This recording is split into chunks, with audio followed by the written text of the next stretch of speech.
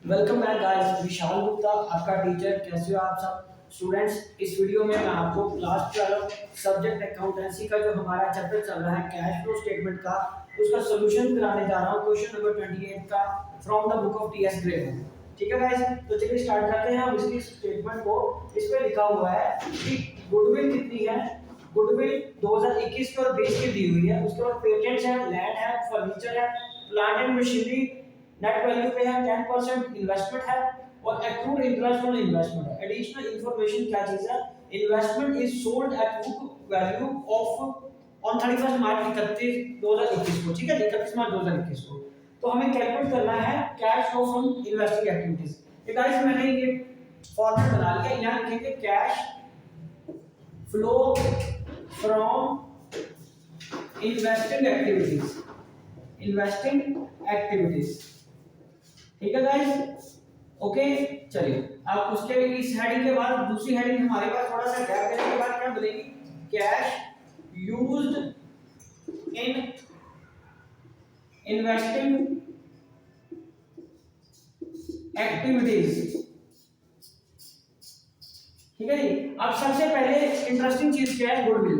Goodwill guys ध्यान से देखो, 1 लाख का ओपनिंग था और 75,000 का क्या था, क्लोजिंग। तो इसका मतलब जो रिड्यूस हुआ है वो डेप्रिसिएशन हुआ है। ठीक है जी। तो डेप्रिसिएशन या अमोर्टाइजेशन तो इसमें आएगा ही नहीं। गुडविल इंटेंजिबल एसेट है तो हम उसको क्या बोलेंगे, अमोर्टाइजेशन। तो वो इसमें नहीं आएगा, वो ऑपरेटिंग में जाएगा। इसलिए वो ना इनफ्लो है ना आउटफ्लो है। जो गुडविल कम हुई है, अमोर्टाइजेशन है। उसके बाद पेटेंट्स। पेटेंट्स कितने के थे पहले, पिछले साल 75,000 के, अब कितने के हैं गाइस, 1 लाख के। तो इसका मतलब परचेज किया आपने, तो यहां लिखोगे purchase of patents. Purchase of patents कितना आ गया, 25,000। तो आप चाहो तो यहां भी लिख सकते हो, हम टोटल उसका बाद में अलग मेन लाइन को इधर लिख लेंगे। ठीक है जी। उसके बाद पेटेंट्स के बाद लैंड। लैंड कितनी है, पिछले साल लैंड थी 1 लाख की, अब कितनी लैंड है, 90,000 की। ठीक है जी। तो इसका 10,000 की बिक्री है लैंड, तो ठीक है 10,000 का हम यहां पे लिखेंगे proceeds from sale of land. ये गाइस कितना आएगा, 10,000। तो इसको 10,000 को आप यहां पे लिख लीजिए। ठीक है, यहां थोड़ा सा गैप कर लेते हैं, मैं दोबारा लिख रहा हूं उसको। Proceeds from sale of land, ये आ गया 10,000। ठीक है।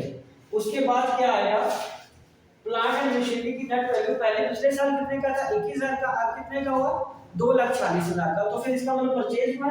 तो यहां पे लिखेंगे परचेज ऑफ प्लांट। तो ये कितनी वैल्यू आ जाएगी, 21,000 में 246 माइनस कर दो तो ये आ जाएगा 225। तो 2,25,000 आपका परचेज हुआ है। 2,25,000 क्या हुआ है, परचेज हुआ है।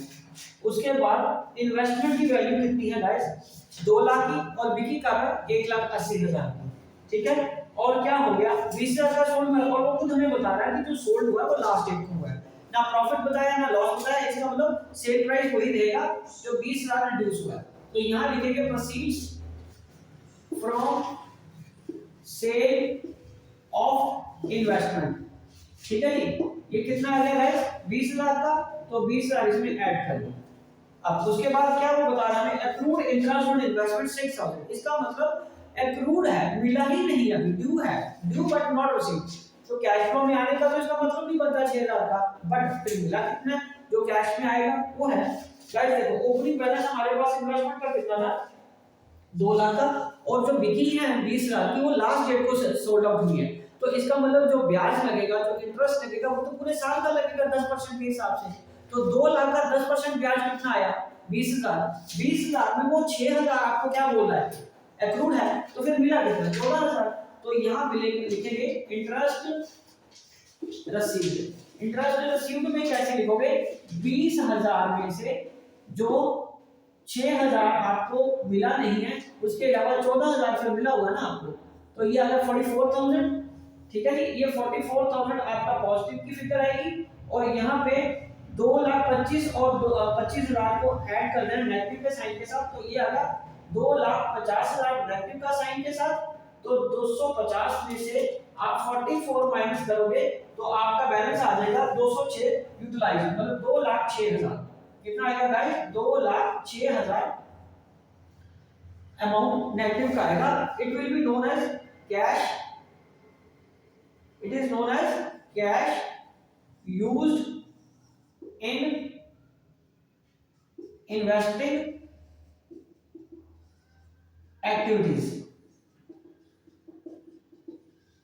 ठीक है गाइस, तो ये रहा आपका पूरा आंसर। तो एक बार आप इस आंसर को पूरा नोट कर लीजिए गाइस। आप इसको स्लो करके पॉज करके अपना आंसर पूरा कैलकुलेट कर सकते हो। कोई दिक्कत है तो आप मेरे को अपनी क्वेरी कमेंट बॉक्स में जरूर डालिए। ठीक है जी, ये क्वेश्चन कंप्लीट हो गया है। ओके जी, डन।